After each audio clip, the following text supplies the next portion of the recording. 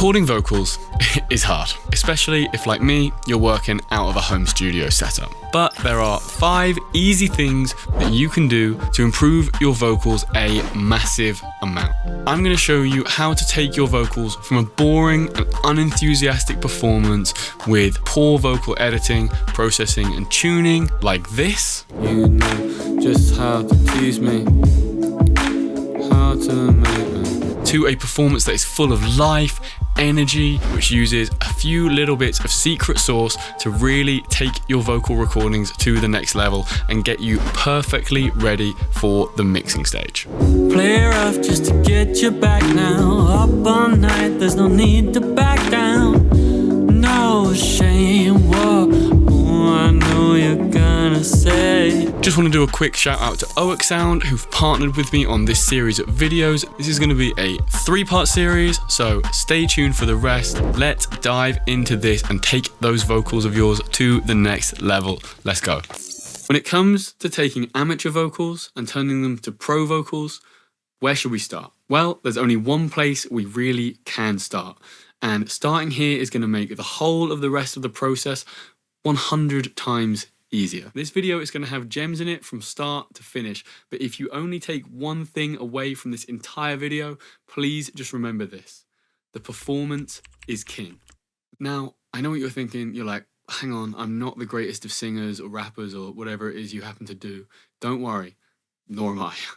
You don't need to be MJ or Mariah Carey to get an amazing performance. You just need to spend that time really learning the song, learning your parts, and just getting that energy right, getting the feeling right, getting comfy. But there are a few really easy things you can do to make the performance as good as it can possibly be. First is that practice makes perfect with this. Do as many takes as you need, just not even recording, just to get the feeling of the song, get comfy, and make sure you know all the notes, timings, etc. so that when you're actually recording, you can really just focus on the vibe and the feeling, and you don't need to worry too much about the technical aspects. Next, do a lot of takes if you need to. Billie Eilish is the undisputed queen of this. She has been known to do over 100 takes on certain songs just to get the feeling just how she wants it to be. So just do as many takes as you need to get that feeling right. Usually you go through the takes and you kind of build up and hone in on the exact emotion, feeling and vibe you want to get on something, or maybe you just can't nail the pitch on a certain part and it takes you ages.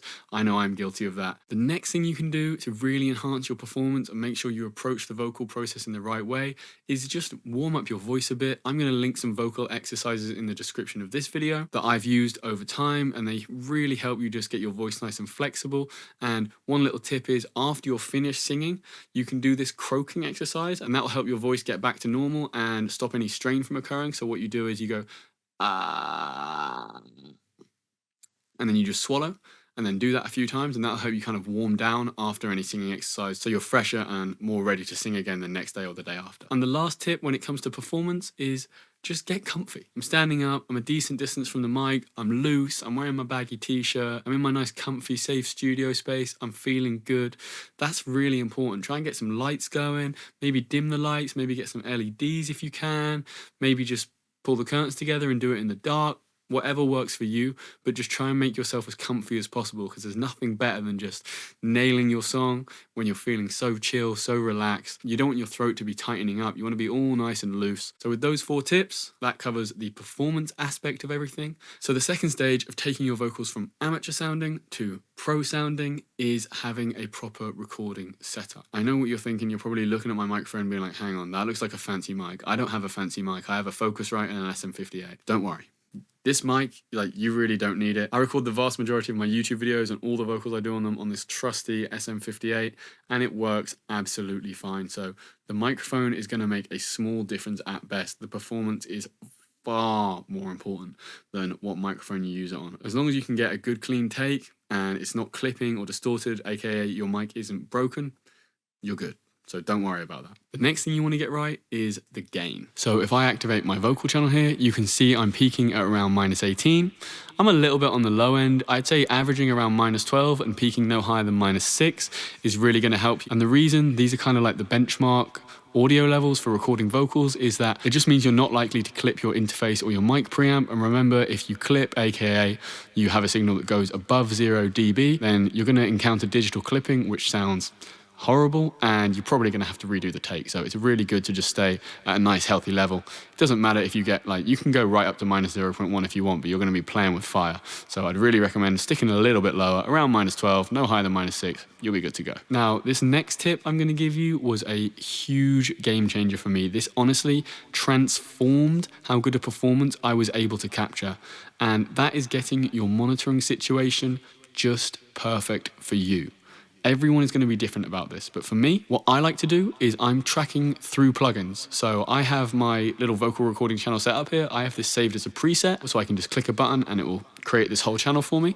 And I'm tracking through some EQ. You can see I've got this little fab filter, just doing some low cut, cutting out some mids and adding a little bump in the presence range so I can hear myself well. And I've got this virtual mix rack as well, which you can see is just giving me some idea of the level, and it's doing a bit of light compression. So what that's doing is meaning I'm louder in my own headphones, I can hear myself better, and compression brings things to the front, so my vocal just cuts through the mix a bit more, and it gets me to a better place where I can perform at my best. The other thing that ties into this is tracking through reverb and delay. This is awesome. So I have this plate reverb set up, I just send a bit of my signal to it, and it just gets my voice in a nice feeling of space. It doesn't sound super dry. So by sending your vocal to a little bit of reverb, a little bit of delay, you put your voice in a bit of space, you get that ambience that just helps you get the best performance you can. So if you're not doing this, I strongly recommend just get yourself a preset, put whatever compressor, EQ, get some reverb and delay on there. Just set it up to your personal liking. Everyone's taste is different on this, and just save that as a preset. So whenever you track vocals, you're just in a really good spot really quickly, and you can just focus on what matters,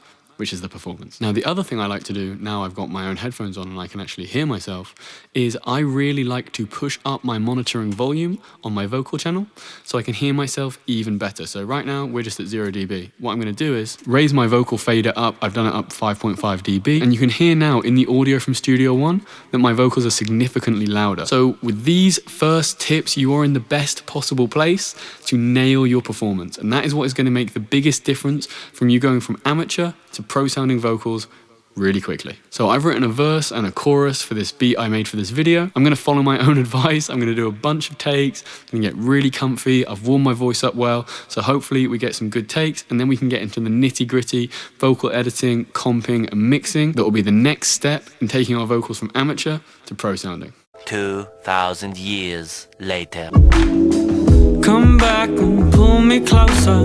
I push you away so slow, 'cause we know this never works, but somehow it's never over. We've got all our lovely takes here, and there are many of them. What on earth do we do with these? Well, we are gonna comp them. So comping is basically taking all the best parts of each of your takes and then creating one like super take out of them to make your one pristine, lovely lead vocal part. Again, Billie Eilish is like the queen of this and has demonstrated it very publicly in her videos, how she comps together parts from so many different takes for her songs. But really every major artist is doing this, to be honest. It is very rare that someone does not use comping. I know Adele is someone who has done whole songs just straight through in like 1 or 2 takes, which is crazy. Pretty much every major artist will be comping heavily, and it does really just make things sound better, because it means there's less pressure if you just mess up the odd word or like one phrase or your breath's in the wrong place or something. So how do we actually comp vocals? Well, it's very easy. We find the start of our take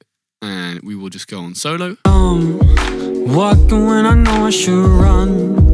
And then I will go through each of these one by one, listen to the next one.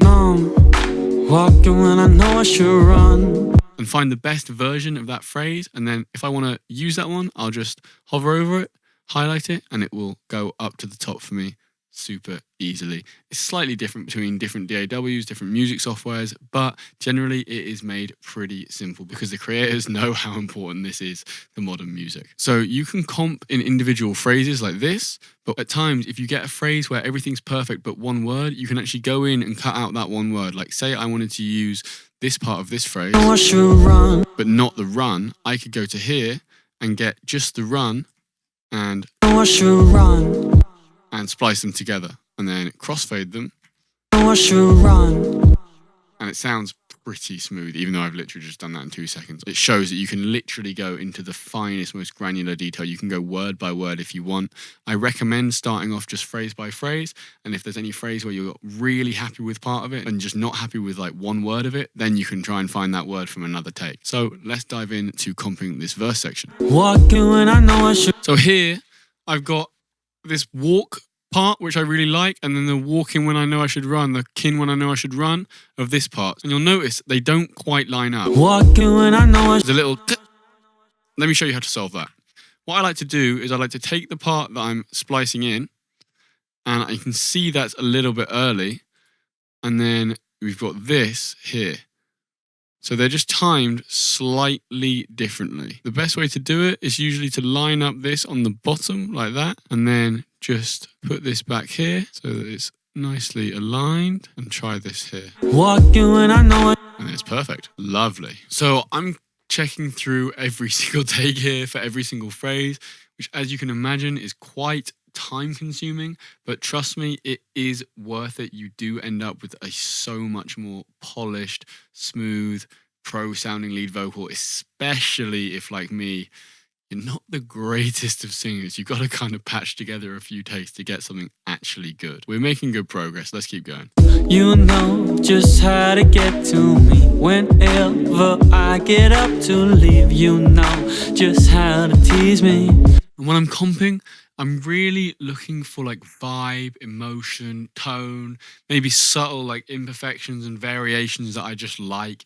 I'm not really looking for everything to be like ultra on pitch. Obviously, if you followed the first steps that I laid out, which is about getting the performance as good as you can, then hopefully, fingers crossed, you're not worrying too much about the pitch. Like, you've spent the time learning the song, getting really comfy with the parts, so you know what you're doing technically, and you can really lean into getting the vibe immaculate.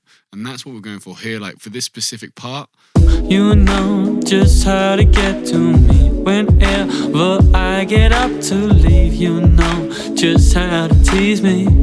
like, it has a couple of pitch imperfections, but I really like where I took the melody up there, which was something I wasn't doing in other parts. So I'm going to go in and we'll correct it later. That is the verse comms. Let's take a listen to how that's sounding. Numb, walking when I know I should run, holding my heart just the one.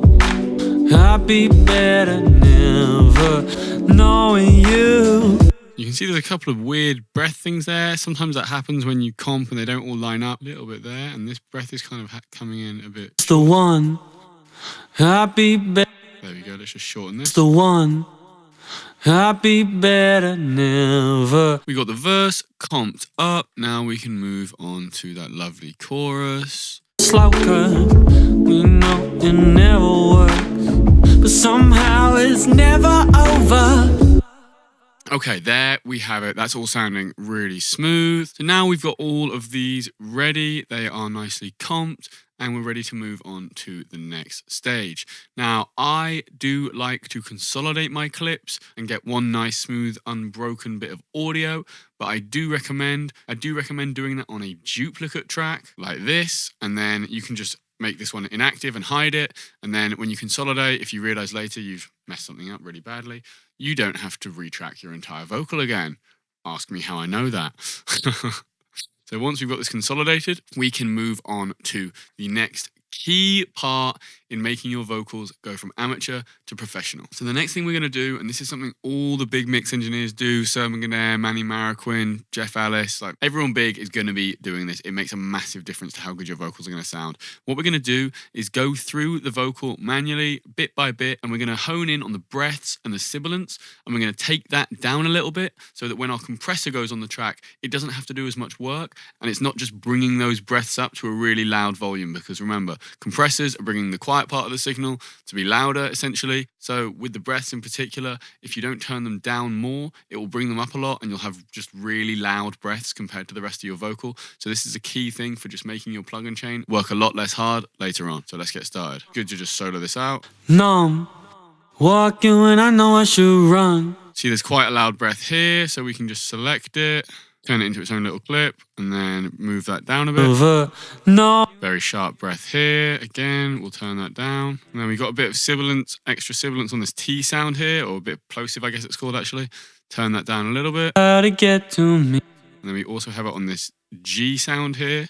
We can also just turn down a little bit. How to get to me when, how to get to me whenever. And the reason we do this manually is because it just gives you more control. With a plugin, it often will just do too much of a broad brush application. With this, you can really hone in on just the sibilants, just the plosives, just the breaths. Get those down and everything will fall into place really nicely. And look, this takes like 3 or 4 minutes max. It's a really easy thing to do. So there we've got all our breaths and our sibilants removed. Now I'm going to reconsolidate this. The next thing we're going to do, and this is really what separates the amateur vocal producers from the pro vocal producers, and that is automation before the compressor. This is going to change how you process your vocals forever. This is such a good thing to do. What you need to do is activate the clip gain on your clip like I've just done here. So you see this line has appeared, and this is going to let me change the gain of different parts before I hit my plugin chain. And what I'm going to do is I'm going to use this to bring up parts that are quiet that I like, maybe a little bit of vibrato, maybe a little interesting note that I hit, and bring down stuff that sticks out too much. Walking when I know it. I think this walking could come up a little bit. I like to do this by raising the level, and then I usually make a little slope, so it's just the onset being boosted, and that makes it sound a little bit more natural. Numb. Walking when I know I should run. And then this run as well sounds cool, so I want to bring that up. I know I said get an even performance, but it's also about getting the emotion out and bringing out the real feeling, and this is getting a bit more of that dynamics like on the strong beats. Numb.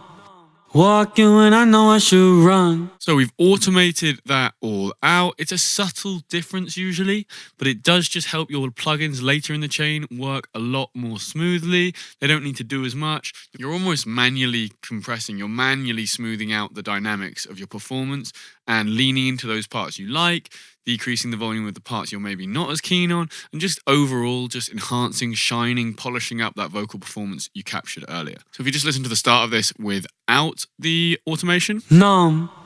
Walking when I know I should run. And then with. Numb. Walking when I know I should run.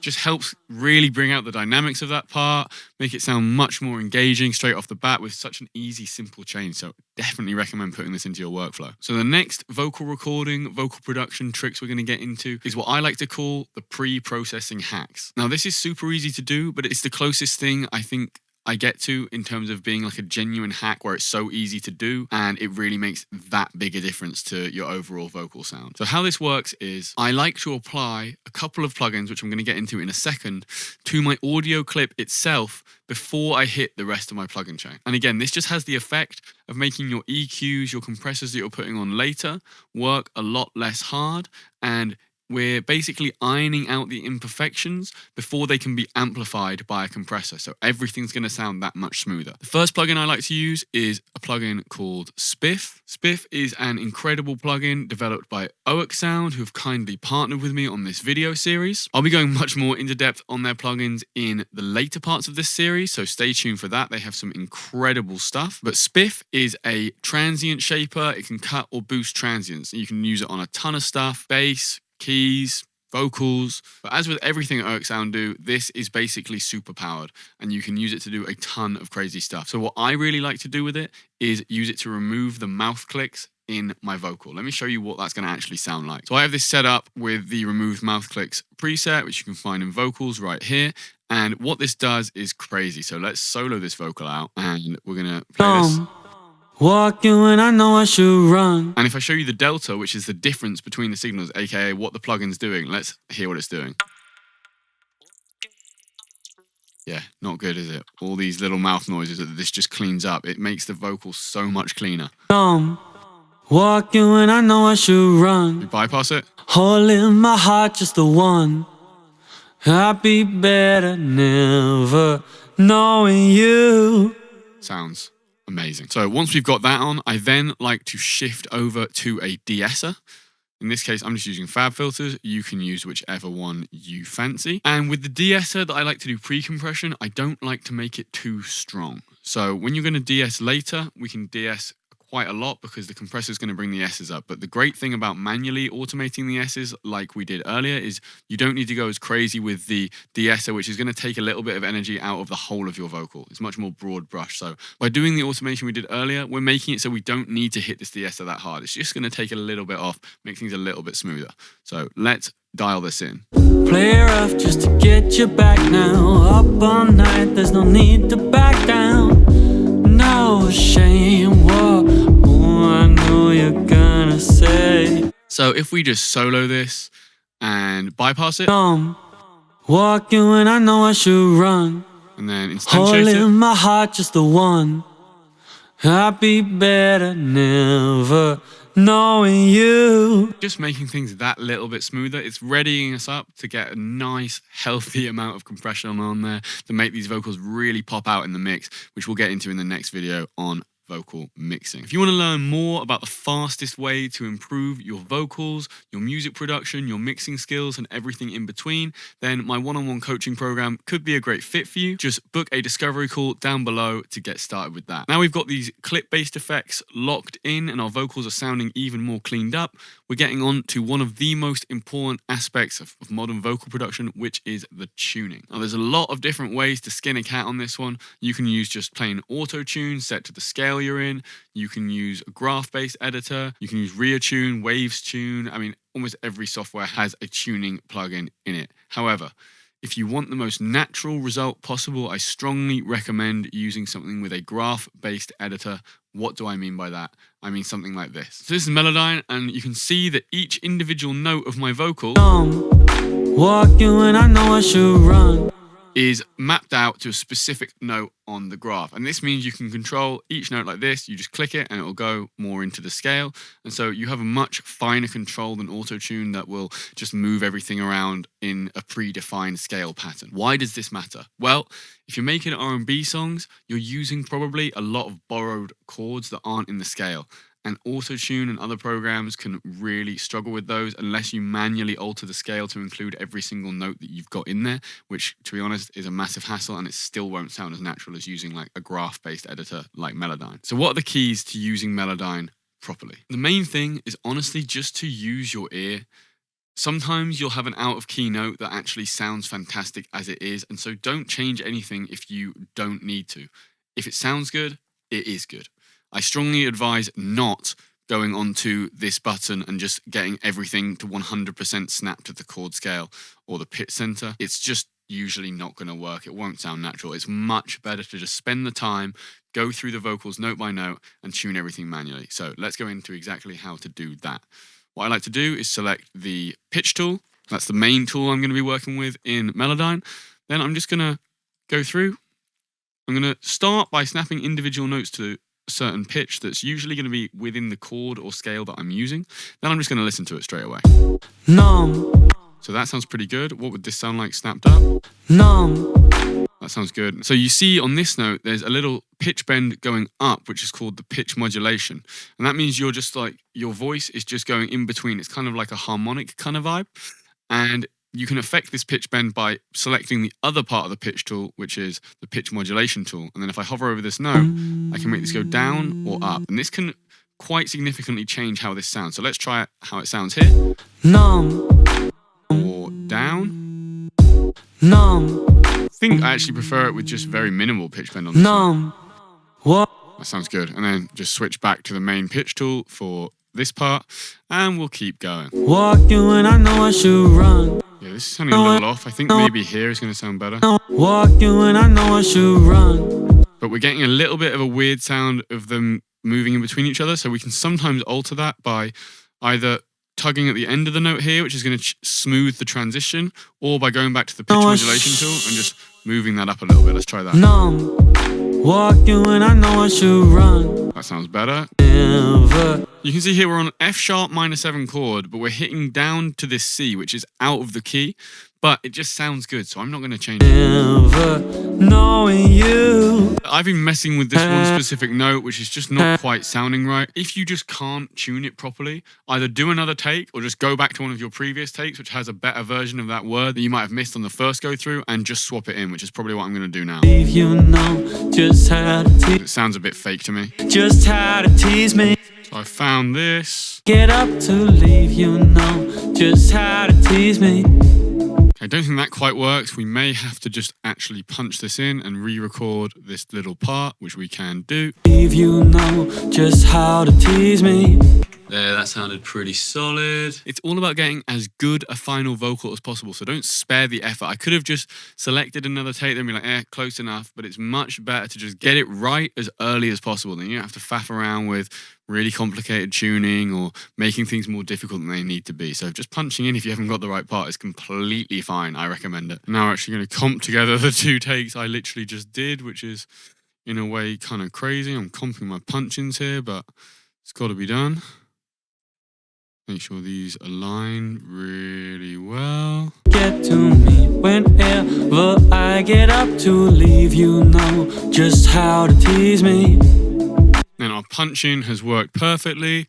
We can add our melodyne onto that part as well, and we'll be good to go. Get to me whenever I get up to leave you know just how to tease me.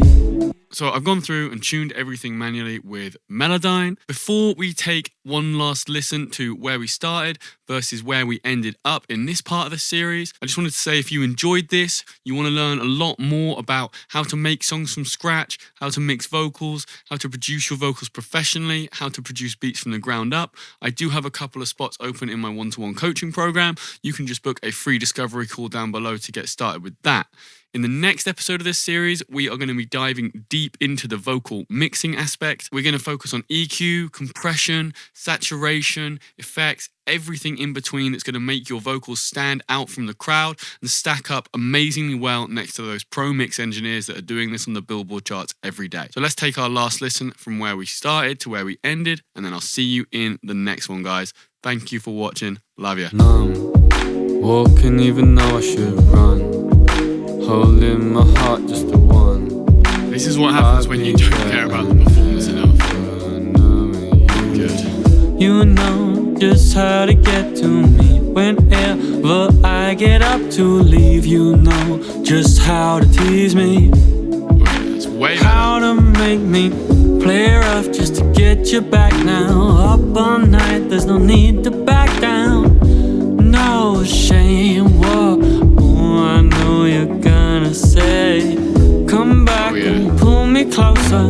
I push you away so slow, cause we know this never works, but somehow it's never over.